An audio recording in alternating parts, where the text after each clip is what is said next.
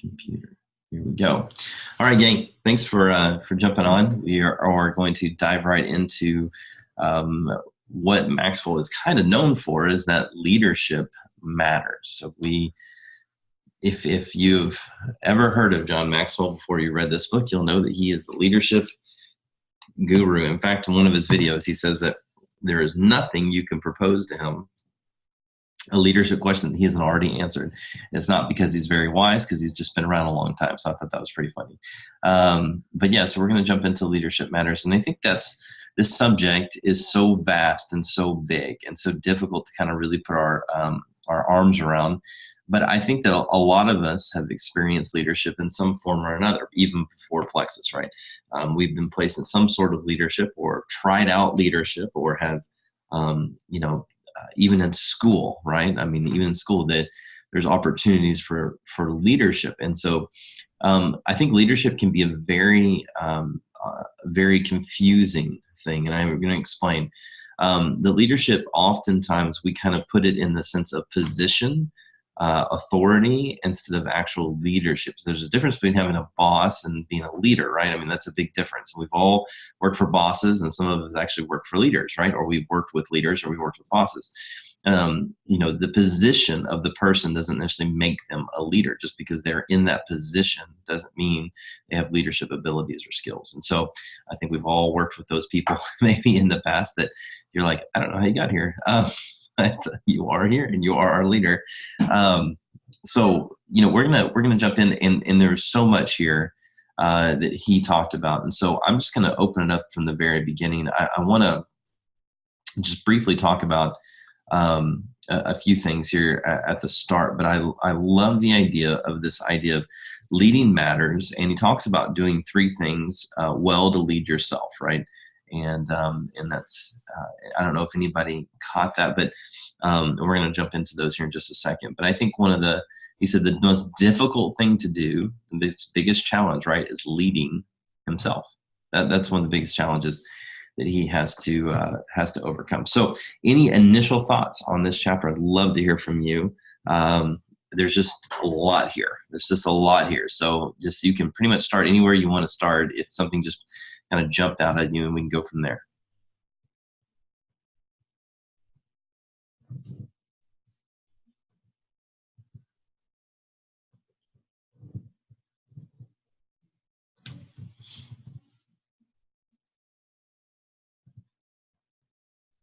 I am totally comfortable with awkward silence, so just FYI. A line, a phrase. Okay, I'll break it. All right, here we go. Okay. I loved this also. I think that that is what I'm trying to do right now in Plexus is I feel like I have leadership roles in other aspects of my life. But with Plexus, it's like, where is the business builder?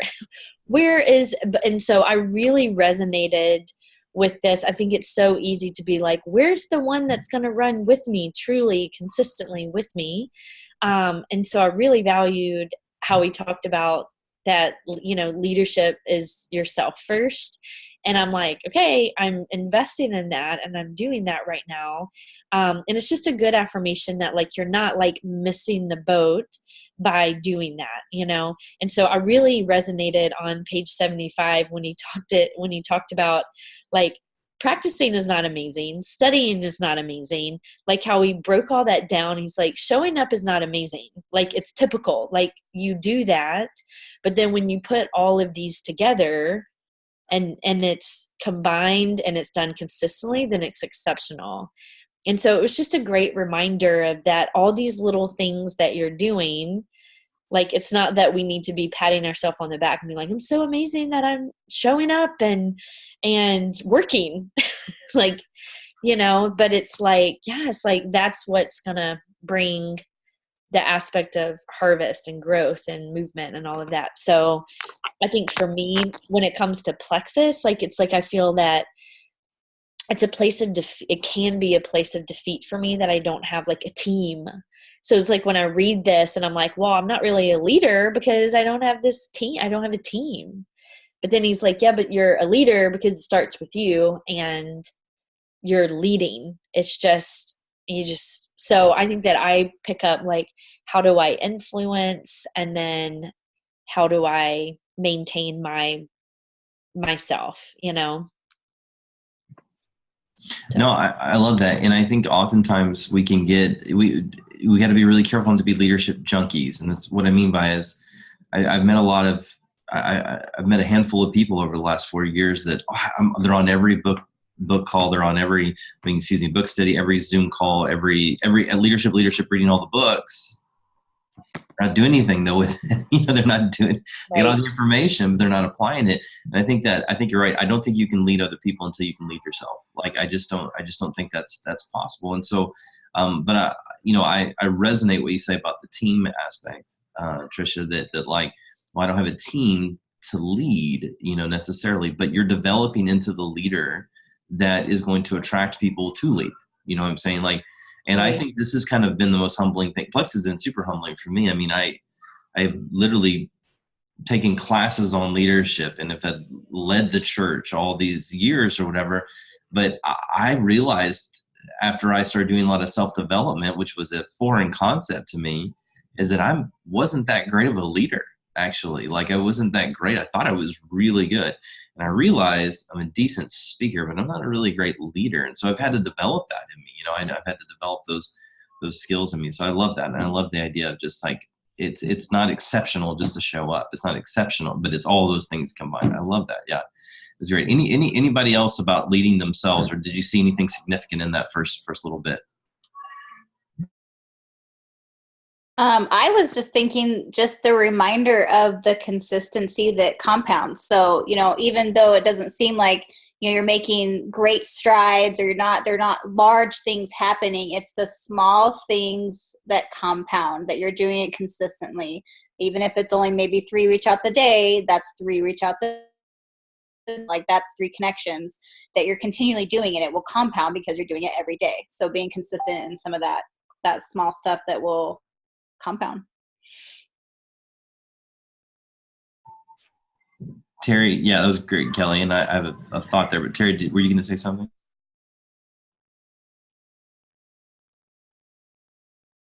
Sorry, I hit the wrong button. My big takeaway, so I read this and listened to a Bob Heilig podcast on the way back from Vegas today. And so I'm getting them a little confused, but priorities with consistency, and also live what you say. So I feel like my whole team is stuck. And sometimes I might not be popular for saying this, but the speed of the leader is not the speed of the team. And literally my team has really not done anything for several months. But I'm making what I do a priority and consistently doing it every single month in hopes that what I'm doing will show them what they can do. But I think if you don't show them, then they don't know what that looks like either. Yeah, I agree. So, one thought when Kelly was talking about being consistent in the small things, that's so true, because like I signed up a guy from high school, and it's been a while, and unfortunately he wasn't very consistent afterwards, but like and he's coming back around. He actually just messaged me. So I was like, okay, here we go again. But I remember messaging him once a month for like a year. And finally he contacted me. He's like, hey, is that Plexus thing still available? Yes, it is. And so, it's pretty amazing, the small things, right? You're showing your team that you're leading your team. Can I say this too? Your team needs to hear those stories as well. I think sometimes we just sign people up or whatever. We do something cool happens in our business. We just don't tell anybody about it because we don't want to brag. No, your team actually needs to hear about it. Like, hey, like if you have a message going on, like with your level ones or with your team, and you're just like, hey, everybody, like maybe it's just a health message for your team. Say, hey, you will not believe, welcome, Sarah, or, I just, signed up so-and-so, and it's going to help them do this. They need to hear that because they're seeing you do the things, right? They need to see you doing the things and everything like that, because they'll get this mindset that like, well, we don't know what to do because we're not being shown what to do, and there's not consistency. So I love that. Terry, I'll say too as well. I love what you said that, because I think that's sometimes the leader can lead and do all the things and the team is stuck. So I do agree. I do agree that the speed of the team is the speed of the leader. I think that's a accurate assessment, but I do agree sometimes that's not the case for sure. And then I would say that I've been told in that scenario, it's time to go get another team. No offense, right? Like not that you don't dismiss the other people, right? You don't dismiss them, but you're continually growing as a leader and having influence to attract people of influence that will get unstuck. You're not dismissing who you have. I can tell you it's interesting, and I can only speak on Cassie's journey, but Cassie pretty much got herself to a gym status. Like when I say that, we had great leaders like Allie in the very beginning, and Michelle, Jessica Jackson, Jody. Very beginning, they were there, but like she was doing a lot of the work, and doing all those things the ladies were too. And it's interesting to see how as their teams developed, like we had a whole nother team, a season of people that came in, and another season of people came in, and each one have done something different on our team, and got us to a different level. And a lot of people stayed the same along the way, which is really cool to be able to see that, and stay there. Like, Terry's been here for a while since the beginning, and Leah has been here for a long time. So, and Jennifer Gray.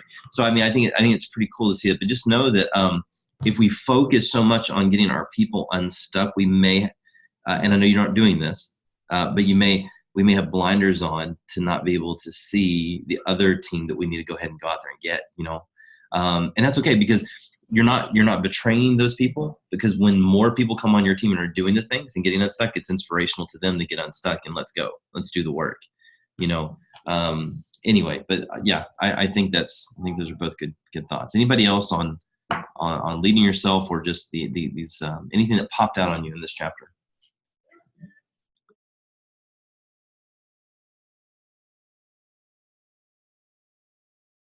It's pretty brief, but Tricia already touched on some of it, but I think it was encouraging for me to hear that John Maxwell's biggest challenge was leading himself.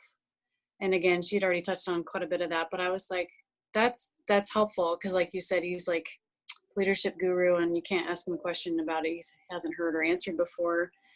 But I forget, I don't know, like it's like I've heard this material, but not necessarily this perspective or this wording on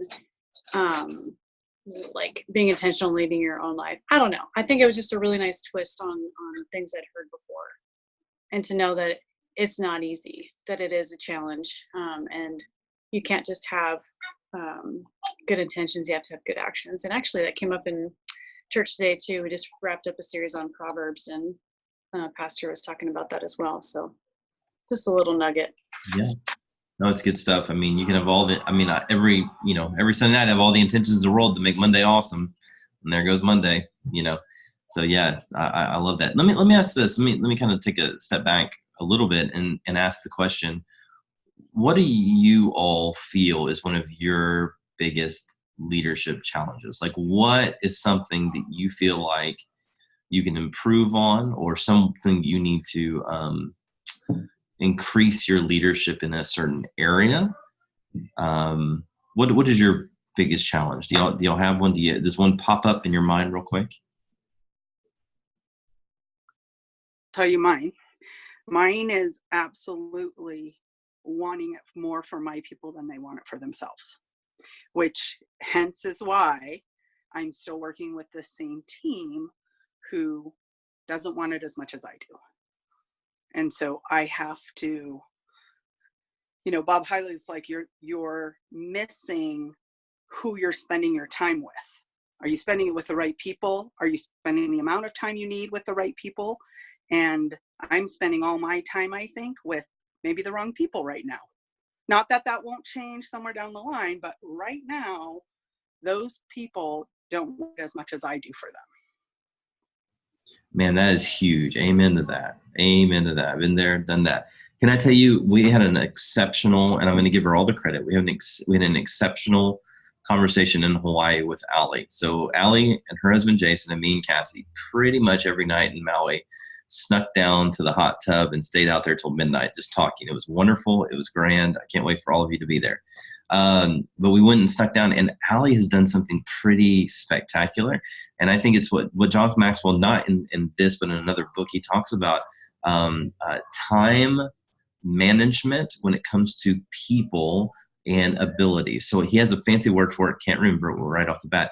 But Allie has kind of done this where she actually has called a lot of her people and asked the question, hey, I see you're at silver. I see you're at gold. I see you're at, or the next thing you're going to is super silver. I want to know if I can partner with you and get you to that spot. And here's some things I'm thinking we can do. And so like she directly messaged, like it was over 50 people that she directly messaged and say, I mean, we're talking like customers, we're talking about people just because it's on the products, but hey, I'm wondering if you would want this. And even if you're talking to someone who's been in Plexus for a while, there's maybe a goal. Like, I want to see you get the senior goal. Do you want to kind of lock arms with you and go to that? And she said the response has been pretty amazing from, hey, not right now. I'm just not in the season right now. Thank you so much, that's a win, right? That's a win. So you'll know kind of where they're at. And then someone said, yes, I do. And if they say, yes, they do, then they say, okay, well, here's some things. This is what a response. Here are some things that, like, here's 3 action items. Maybe it's IPA, maybe it's reach outs, whatever you decided. And then she waits. And if they do those and follow up with accountability, and then she knows, okay, they're serious and we're just going to work it through. And that way you're kind of giving them permission and freeing them to do the work and to unstuck them. And like, I see and I hear you and say that you want to do and hit this goal. Fantastic. Let's do this. Let's work with each other. Let's go through this time. But if they end up not doing those action steps, then you can come around and say, hey, you said you wanted this, but I haven't seen any of this yet. So just curious if this is still something you want. And it sounds pushy, but she says it's been amazing and really freeing for her and for her team, because they've been able to kind of really take some self-assessment and say, okay, do I want this or not? So I don't know, maybe that doesn't work in your team culture. That's okay if it doesn't. But I thought it was brilliant. I thought it was absolutely brilliant to be able to hear from people, because what it does, it gives them the ability to, you're leading them, number one, and saying, as a leader, I'm ready to come and lock arms with you and do this. So number one, you're not alone in this. I want to see this happen for you. Number 2. And number 3, if this isn't the season for you, that's okay. Just let me know. Because then, like in Terry's situation, like you're not spending too much time with people who you want it more than them, right? And you talk about Bob Heilig. Bob Heilig talks about this. You get all these people who you have to motivate all the time, that you have to drag along. Well, sure enough, they're dragging you eventually. You can take 1, then you take 2, then you take 3, and now those 3 people you're dragging along, they've got you in a dead stop because you're wanting it more than they do. So I think that's a hard leadership challenge. Thanks for sharing with that, Terry, though. That's something I think we've all kind of struggled with. But just challenge you maybe to consider maybe reaching out to a couple of people and going, hey, look, here's reality, but here's a goal. And do you want to hit that goal with us? Anybody else? I have something to add to that. So that is exactly where I'm at too, Terry. I think the counselor in me can be a little too understanding when it comes to Plexus. Like, oh, I get it. Oh my gosh. Like, I know, like, that budget is tight. You can't do it again. But then it's again and again. And it's like, so I actually jumped on a Zoom with Kyle and Cassie, before you guys went to Maui, right? Or not Maui. You guys were not in Maui. Were you in Maui? Yes. The whole Kona up, like, I'm like, what, I don't know what, they were in Hawaii. We were in Hawaii. Yes. Beautiful Hawaii.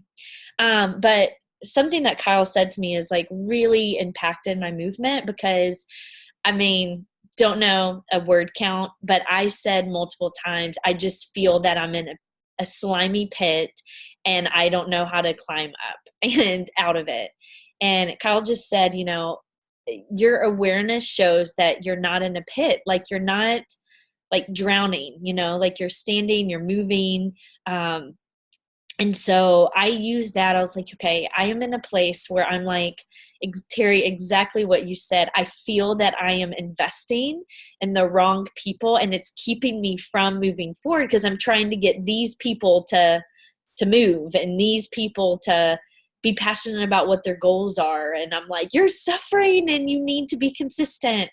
And so I committed to this month to take those people that are in my back office, customers, ambassadors, and that I've committed to like a prayer walk. And every week I am just like, so I send an individualized message to, like, I kind of did the same thing. I mean, it was a lot of people, but I voice messaged each person and said, hey, I really just want to know what's going on in your story right now. Like, what's your chapter looking like? Like, what's going on in life? Because to me, and then I told him what I was doing. I was like, I want to commit to this month, like praying for truly what's going on in your story. And through that, it's been the opportunity, like the gateway that I have needed to funnel people in and out. So like, I've had certain people be like, you know what, like I'm actually really struggling with marriage stuff, with kids, with finances, with health. And so then the question that is the next step for me has been, okay, like I know that you've used Plexus as a tool and an avenue to tackle some of this. But if you don't do Plexus, like, what are you doing? Because that, to me, that is like my like gentle way of calling out, like, you got to make a choice here. Like, you're either going to choose something that's going to give you health and wellness and move you forward, or you're just going to keep staying in the same cycle, and that's your choice, but it frees my investment in a different way with them. So I just have been having those conversations this whole month with those people, and just being like, and so out of that, I've had 5 people kind of be like, man, you're right. Like, I'm chaotic, like I'm taking this or that. And I'm like, okay, now is the time that we need to identify, like, what are you trying to do?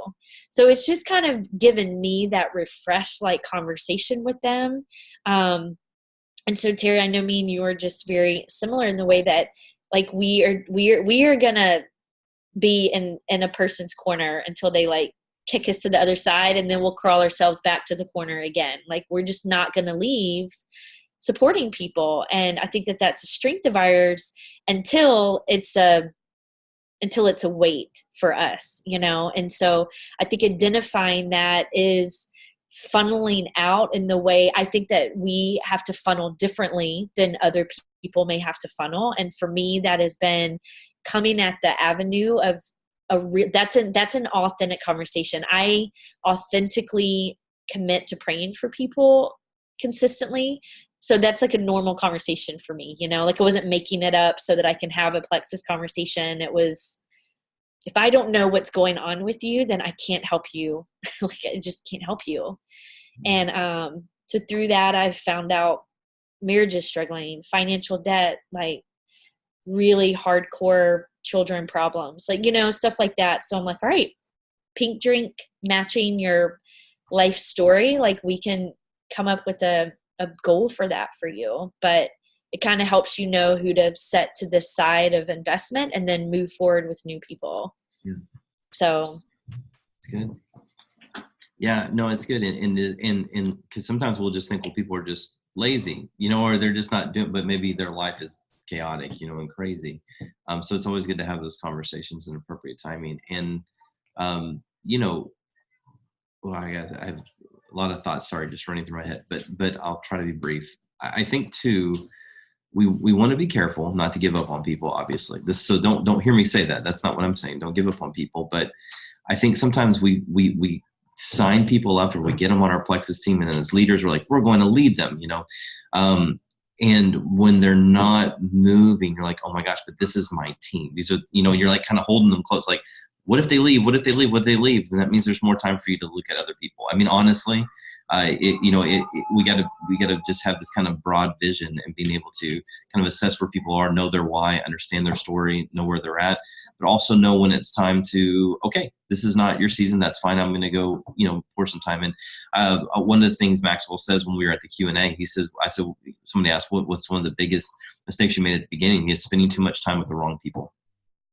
He said, spending way too much time with the wrong people, biggest mistake. He said, I expended all this energy he uses levels, right? And if you know anything about his leadership, 21 laws of leadership, or he talks about the lid. So you're either at a 3. If you're a 3, you're gonna track 2s and 1s. If you're at a 7, you're gonna, whatever. He said, I'm here at a 7, and I'm messing with 2s. When I need to be messing with 6s, so we can get them to a 7, and I need to be getting higher myself. So I think sometimes though we're scared, right? We're scared we're going to lose those people, right? We're scared if we don't, it's just fear. It's a poverty mindset, right? That we're just nervous. And it's okay to love them, but I will say this too. Sometimes we can get into their story and everything, but in the end, we also remember we're running a business too as well, and so we need to understand that. And so it's a weird balance of caring for people and also spending the right amount of time for everybody. Any other leadership challenges that you face? I'll go ahead and tell you mine. Mine's actually dealing with conflict well. Anybody do the Enneagram? Do any of y'all do the Enneagram? Anybody Enneagram people? No. What do we have on here? I'm curious now what we have on here. Kristen, do you do the Enneagram? Yeah, I think I am an 8 or a 9. 8 or 9. Yeah, but like my wing is really close to like a 7, wing 7. Okay. Your life of the party sometimes. Okay. Sometimes, right? Okay. It just depends. Terry, you a 3, 2, 2. I meant 2. Trisha's a 2. I can go ahead and tell you that. I don't even have to ask. I'm a 2-4. I'm a 50%. Like every time I score it, like I'm a 50% 2 or 4, which is interesting. Cassie's a wing 8. 8 wing 9. And I am a 9 to the extreme with the wing 1. And so being a 9, I'm a peacemaker. I am a people pleaser. I am all those things. And so I have a hard time with conflict. I have a really hard time. I want peace. And I actually can't work. Like literally, if Cassie and I are out of sorts, or me and the kids are out of sorts, I can't go work. Like I literally cannot focus on my work until we have some sort of resolution and apologies are made and forgiveness is shown, because I just can't focus. I'm a peacemaker through and through to the extent of detriment, I would say. And so I'm working on it. I'm growing through it. I'm actually reading a lot of Enneagram stuff right now that's helping me through it all. But that's my probably one of my biggest leadership flaws is not being able to maneuver conflict, because I want everybody happy all the time. But what happens when you want everybody happy all the time is you end up making poor decisions in leadership, or you end up making end up bending one way or the other, or manipulating situations to get everybody on the same page, and it's not healthy. It's not healthy, Jennifer Gray says, I'm a 9 but can't figure out her wing. Okay. That's hard, because so for those who don't know the Enneagram, so you have your 1 through 9, and we don't have time to go through all of them, but it's personality traits. And then your wing is kind of, you're either, so if you're a 9 like me, you either go your wing 1 or wing 8, you either go up or down. And for 9 stuff at the end, you go back around, I guess, to the 1. So I'm a 9 wing 1, which is the dreamer. So I have goals, ambition. I like to, lead and everything like that, but also like everybody happy coming along with me, if you will. And so if you're a wing 8, so Cassie as a wing, as an 8, every wing has an animal, and hers is the bear. So I love it. She's the challenger, right? She's the challenger, and she's the, are you laughing at me? Sorry, because you're not on to defend yourself, but she's the challenger. She's very focused on justice. Like everyone, she wants to justice for everyone, and that's not fair and everything like that. And it's really, and so anyway, all of them have, but I'm learning, and I'd really, really encourage you, not that I think Enneagram is 100% accurate and foolproof. I moved to wing 1. I can see that, Kelly, for sure. I will tell you this, your leadership faults and leadership strengths are found in your Enneagram. That's what I found. It's actually has helped me so much understand, because I've been kind of dogging on being a number 9, but I will say this, number 9 can read the room. You know what I'm saying? They can go into a room of 10 people and be like, ooh, this is tense. We need to do something to fix this. Where a 1 may go in and be like, well, whatever, we got a mission. We got to go, whatever. And sometimes you need that 9 there to be like, ooh, read the room.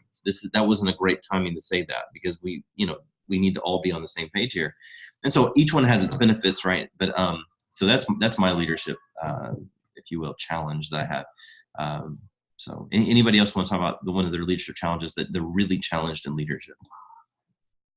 Yeah, Kyle, I think we could be some fast friends on that situation. Yeah. So what are those books that you, what have you dug into? Okay, no, I've got to go read what Cassie, if she was here, but let me see. I have it on Audible right now, and that's what I've been doing. So I haven't actually had it in my hands. No, that's a good word. The Road Back to You Okay. is great. The Road Back to You, that's the one I'm in right now, and absolutely loving it. And then I actually got a book called A Confident Heart, How to Stop Doubt. And it's specifically for number 9s. So, yeah. I'm in. Yeah.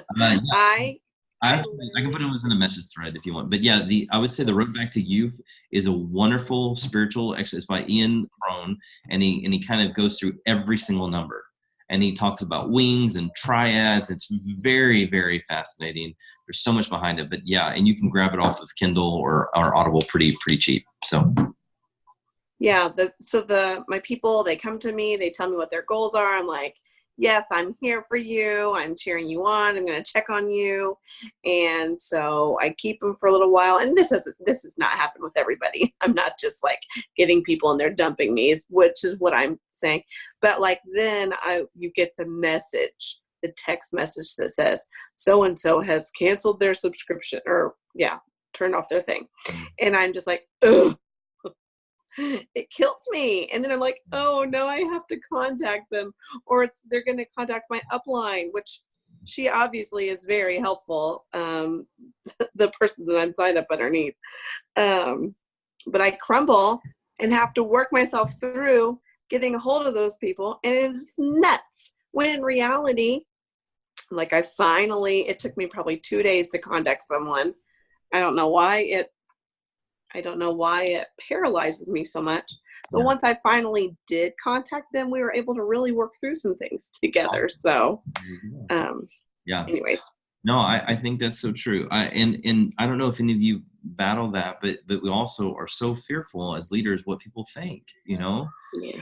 You know, and let me tell you, so you ever see if you have you ever seen like any kind of hound dog, like a dog that like goes after like animals, rabbits, stuff like that. It's amazing if you set out a hound dog in the forest and they're going all over the place, a beagle or whatever. You know, like they're looking for that rabbit. They will literally, you can't see the rabbit, but he is going crazy or she's going crazy all around looking for that rabbit. And everybody around them's like, that dog's crazy. That dog is insane. What is it looking for? What is it chasing? And that's what a lot of people do about network marketing. But when he finally gets his prize, he sees something that no one else sees, right? He catches something that no one else sees. And that is network marketing, right? As leaders, we're leading and we may be doing the crazy things, right? Or people are like, why are they doing that? Or why are they keep talking about Plexus? Or why are they doing all those things? Why did they say they have goals and their whys and they're developing themselves or whatever? Because they can't see it yet, right? They can't see what we see. They're not looking for what we're looking for, you know?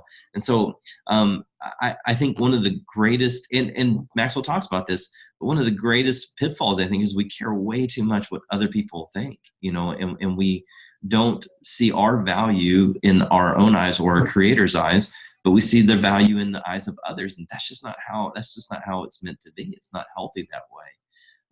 I will say this on the flip side though, and Maxwell talks about this, as a leader, you got to be likable. I mean, you got to be likable. I mean, there's nothing wrong with being likable, right? You know, you got to have qualities about you that are likable, kindness and caring, and you know, and care and adding value to others. I mean, my gosh, how many times do you say that? In leadership, add value to others. Add value to, I mean, that's like pretty much the name of the game when it comes to leaders. And I see so many pitfalls with certain people, you know, because they're wondering why their people keep leaving or whatever. I was like, well, they're going to be attracted to you first before they're ever attracted to Plexus.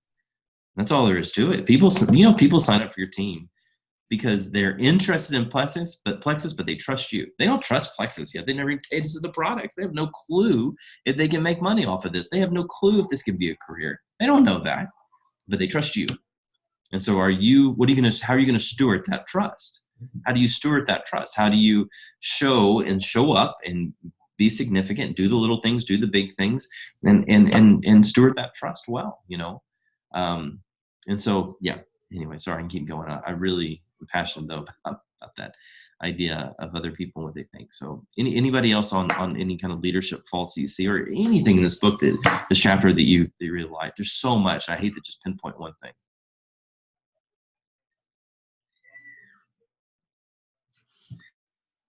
He does give us those. I love how I think I've said it before, but he just makes things so simple, and he breaks them down and gives us a list of words to use. Someday, fantasy, hopefully, passive, and you change those for yourself too. Today, strategy, definitely, active, continual. I mean, my mom and I were talking on the phone today, and she is an ambassador as well. And we were talking about going to Kona. And she was like, you need to be one of those people that also takes their family with them, meaning her. And she was like, I was like, Mom, you can go too, because you're going to earn it also. And I was like, if I do this, and I was like, no. Sorry. I'm sorry I used the word if. When we do this, so it's been good to have those reminders of those, and they're so simple to look at.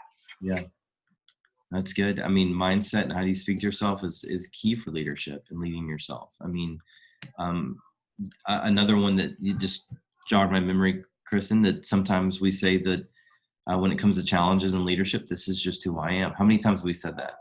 You're like, well, you need to go talk in front of, like, you need to go do a Zoom call in front of 7 people. Well, I can't do that. I don't know how to speak in front of people. Why not? It's just who I am. That's just how I'm made. Actually, that's not how you're made at all. That's not who you are at all. And if that is who you are, you can change that. Instead of saying, I can't speak well in front of anybody, you can say, I am going to grow and I'm going to learn how to speak well. And people are going to want to hear what I have to say. And it's just that mindset shift that we have, that we talked about a couple of weeks ago, about shifting our mindset. But yeah, I love that. And I love, he does simplify that and give us the language of a leader. I mean, that's what a leader is. It's a language leader. It's someone who is adding value, who is putting significance into other people and is actually leading them, and not just saying words, but actually showing up with actions and leading them. And I do believe everybody can make it to Kona. I believe that. I have ran into too many people over the last 3 years in Hawaii of, I just had to grow through this one part. And it, you know what it never is, hardly ever is, I signed up a rock star and here I am. It's never really that. Like, there are a couple of cases where 1 or 2 people I signed up and just bam, like their teams exploded and helped me explode. It happens. But so many times it's not that can I challenge us too? And I'm sorry, I'm not going to get on a soapbox, but we need to stop saying looking for a rock star. I can't. I've done it. Let me just confess to the church this evening. I have done it. Okay, I have done it. I need to find another rock star. I need to find whatever. You're your own rock star. That's it. You're your own rock star. You found them. You're staring at them in the mirror. And so I think. So many times when we talk to people who are especially come, for the first time to outside of our team or in our team, it's not because Jody and Kelly didn't come because they signed up a couple of, one person and then they got there and they just got lucky. No, it was years of hard work, and putting in the work, and it paid off this last week when they're sitting there and they recognize it's because of their team. They're there and they know that. I can't tell you, it was so cool to watch Kelly and Jody literally break down crying when they saw their rooms, or when we saw them at the first Plexus event. We saw them at the first Plexus. Obviously, we hung out a lot. We did a lot. We had 2 team dinners, went on a sunset cruise with them, went snorkeling with them, and kayaking. It was just a blast. Like, we had a blast with them. They got so emotional almost every 5 minutes because, I can't believe we're really here. And I leaned over to Joni at one time at the luau. She started getting emotional again. I can't believe I'm here. And I said, why? Because you belong here. You belong here. That's who you are. And I think for a lot of us as leaders, we just need to be, and it's not about the trips, right? It's about helping people and about creating a legacy for them and a legacy for us and freedom, right? But the reality is you may not be there yet, but you are your own rock star and you are the person you need and you've got the answers. It's about showing up, doing the work, impacting people around you, and being a good leader and kind leader to those who, that are going to come jump on your team. So I have something to add to that. mm-hmm. Wait, what time is that? Is that 7:43? You're good. 10:43? That's why my eyes are like kind of like this. No, so I'm a photographer, and recently I've just been, it's kind of like, when you work in that world, you have to earn your space on certain gigs, right? Like, you're not just like hired for an event if you haven't proven that you can handle it. So the same is like with wedding photography. So a photographer is not going to hire you if you haven't shown them the work that you support what they do, right? And so it's been very interesting because as I've been like, I had that moment with Colin Cassidy, that just an emotional aspect of like, thank you for not just giving up on who I can be in this. My life's just taken a lot of personal hit, and I know that has affected the pace of what I've ran my Plexus business with, but it hasn't meant that I have not been living my life with intention and with purpose. So I had to separate that because I was like, I can feel like I'm failing at Plexus.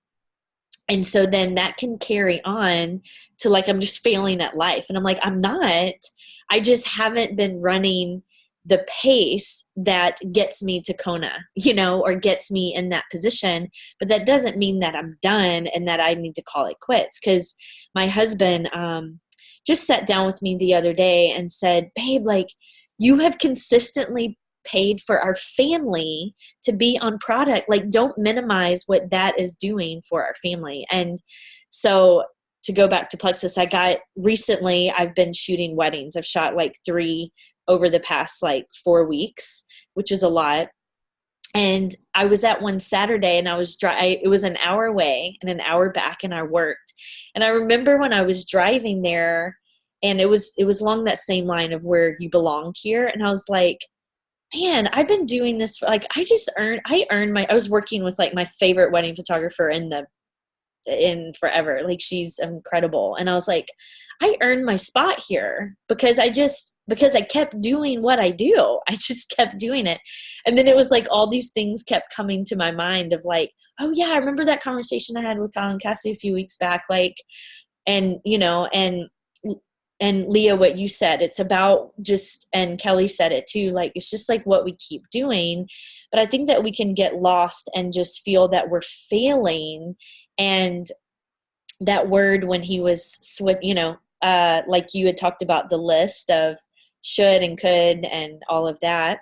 I really resonated how he paired emotion and discipline. And when I was driving, I was like, I'm driving 2 hours to work today. Like that. I was like, and I remember, and I called Brett. I was like, is this good money? Like, is this worth it? He was like, yeah, babe, it's worth it. Like, you are working with the top in the business in your area. Like, own it, do it. And when I did, I was like, I think with Plexus, there's a lot of voice of a lot of people who are stay-at-home moms, or I want to be in this trench. I want to be in this nook where we kind of live in this world as a business owner where we do the minimum. Like, how can I go fast and get all of the perks and then work the less amount of hours and time? But when he's talking about, this isn't about you doing what's necessary. This is about you exceeding and doing more. It just refreshed my spirit with Plexus, because I think it's easy to want that to fit in nooks that I'm like, I feel that my nooks, I've set a misplaced view of that. I shouldn't be driving the 2 hours to do the job that's going to get me even, and it has. I did the last 2, and I just booked 2 more next month. So it's things like that you're like, when you go the extra and you open that nook out, then things start happening. And so it just kind of showed me that with Plexus, that I've been trying to fit it into a more stay-at-home mom nook, and that now I have all kids in school, and that nook starts like opening up, it's like, man, I got to put more time and effort to this. So that resonated with me when how he compared. I'm like, he just compared emotion and discipline, which means I can't say I'm not enough or I can't say I'm failing, because he just said I have to be disciplined before I'm emotional about it, you know? Yeah. Yeah. No, I'm just trying to wrap my brain around that thought. I love that. And you're doing the things you deserve to be here. You talk about doing the small things or doing the thing or consistency, and he just talks about exceeding expectation, like you said. Like you don't just meet the bar, you go beyond the bar, reset the bar, then meet that, and then reset, go beyond. Again, I was talking to Justin Goff over in Maui, and he was kind of asking me like how close is Diamond and all these things. We were kind of talking about that because we have a little friendly race we have between the two of us. We're very close, but we're having a little friendly race of who's going to get there first. And he said, man, I've just kind of gotten to a season of holy discomfort.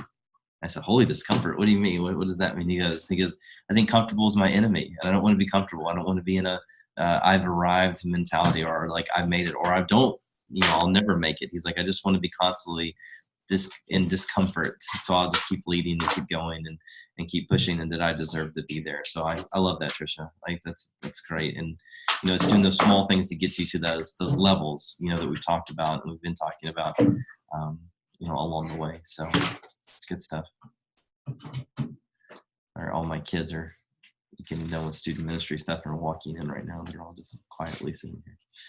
Anyway. Anybody else?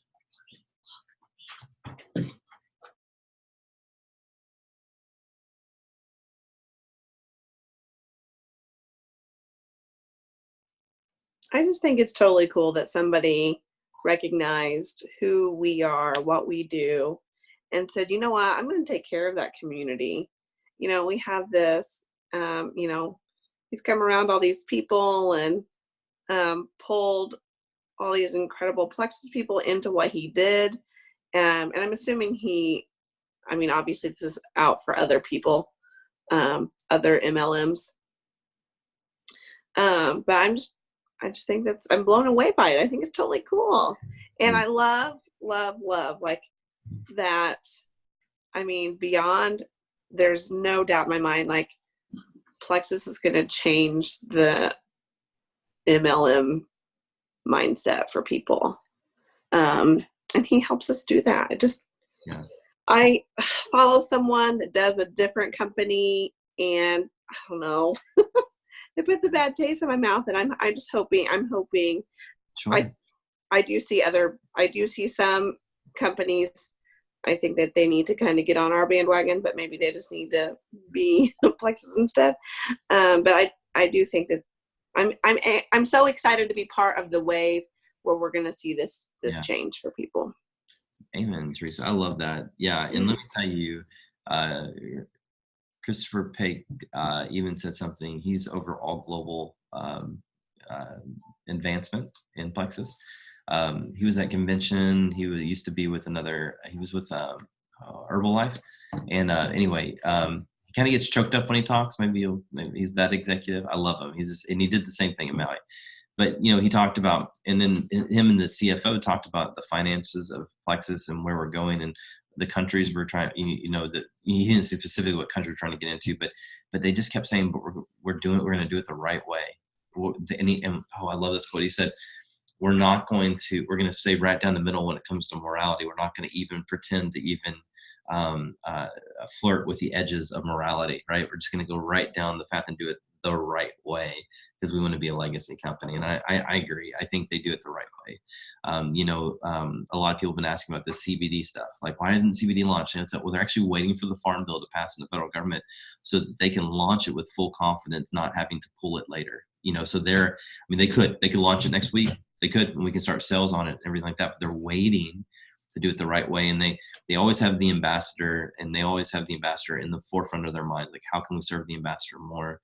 And so I agree with you. I'm very proud to be with Plexus, and I'm very proud to be with this company, and it continues to show me integrity and all the things. So it's not perfect, obviously. Everybody's got their flaws, but it is something I'm proud of. And I love this book because I think you're so right that I think network marketing and Plexus and specifically not only grow us as leaders, but grow us as people and give us that future that we've always wanted. We can do it the right way. But yeah, he recognizes, and John kept saying time and time again, the 2 times I went to Atlanta to be around him with all these people. And you're right. Yeah, there were several people from different companies there. All who I, have a lot of respect for. And I don't know the details of each of them, right, and what they do. But he said, when I'm around network marketers, when I'm around MLMs, I just feel this energy and kindness and drive and determination to better people. He's like, and I wanted to be a part of that. So I'm unemployable now. I'm always gonna have to do network marketing. Like, I don't think I could do anything else anymore because it's just an incredible job. So let me put a bow on this for tonight, if you don't mind. I feel like remember that Maury Povich show? That terrible talk show that used to be on, and he has that Maury moment. I feel like I have a Maury moment right now at the end of this. But let me just say this real quick. Leadership does matter, and you matter. And I think you need to hear that you matter. There is somebody in your network. There's somebody in your town. There's somebody in your warm market that is waiting for you to message them, waiting for you to reach out for them, make that post, to be consistent, to lead. And they will always, always, always trust you before they ever trust Plexus. They may think Plexus could work, but they won't trust Plexus until they see the results, but they will trust you. And so be someone who's trustworthy, be kind to people, and never dismiss anyone who comes and asks you about Plexus. But always, always, always have your, what I like to call, the influencer radar on. I think you should always be looking for influencers. It is very often, Cassie and I, we'll go to our kids' school, or we'll go do something. We'll be around people, and we'll meet somebody or meet someone who've known but not really well. And we'll sit and have a conversation with them at a basketball game, at a soccer game, whatever. And we'll get in the car and we'll go, they'd be great in Plexus. We need to go after them. And so, I hate to say it, but that's how we kind of see the radar. That's kind of how we see people now, is through trying to see which one, would they be good in Plexus. And so, be looking for those influencers. And I know they can be scary sometimes, because it's like, wow, these are important people, or these are influencers, and I don't know if I can. No, you can. You have value. You can meet up to that expectation, and you're worth joining. You are worth joining. That's all there is to it. You are worth joining. You have discovered something that's magic in a bottle, man. You've literally discovered an amazing thing, and it's willing to share. So be kind.